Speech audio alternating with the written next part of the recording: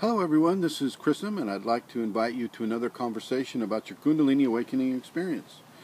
In this conversation, I would like to discuss the sanctity of life.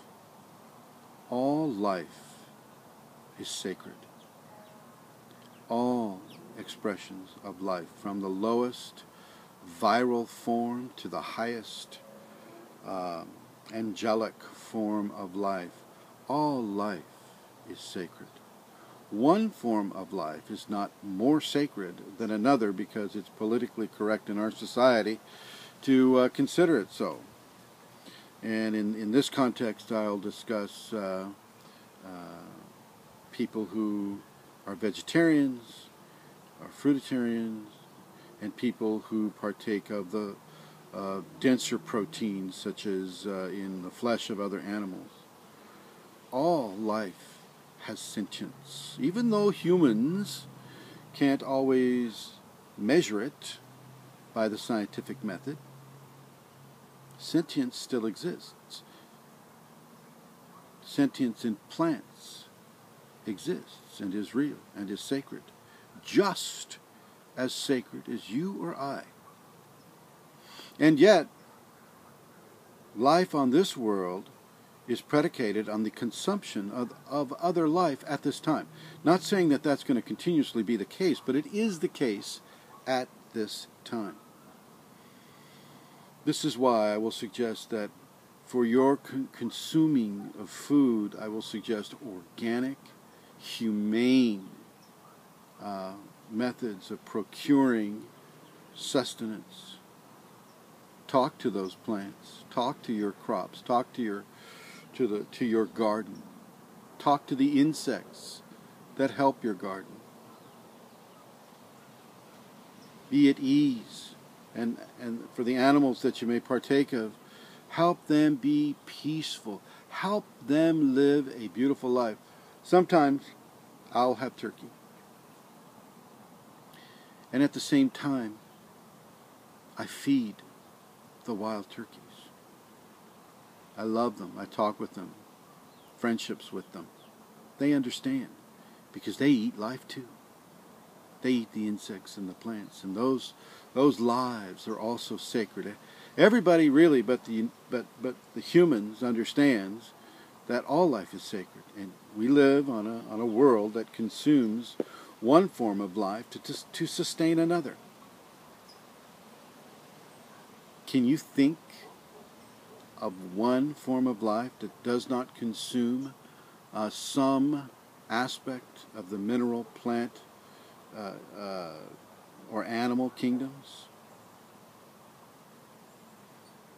They are there, by the way. But most people viewing this video, they don't know. They don't know. I'm talking about energy consumption, where you feed from the chakra in your hand and the chakras in your feet. You walk into the meadow and into the forest, and you take the energy in that way, rather than through the normal route or a comestible way.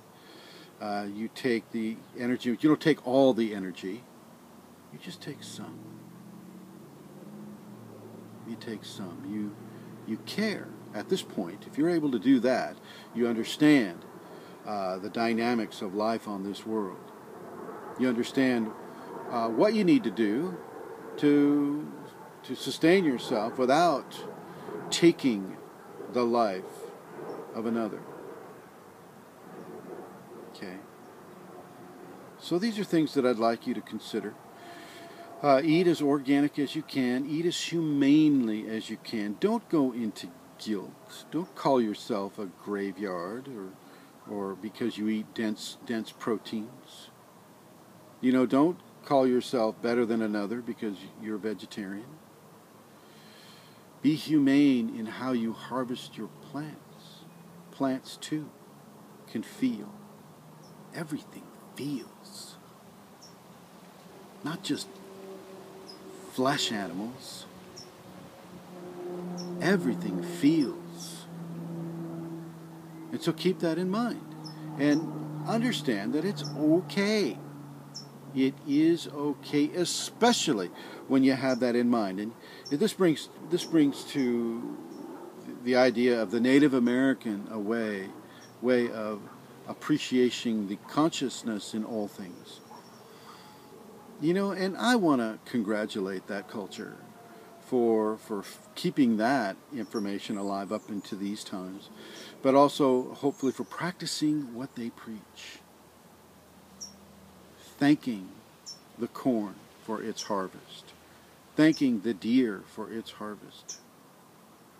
And when it is your turn to turn in this body in anticipation of another, and this body is sunk into the ground, well, so do those nutrients go back into this world, that other forms of life may partake.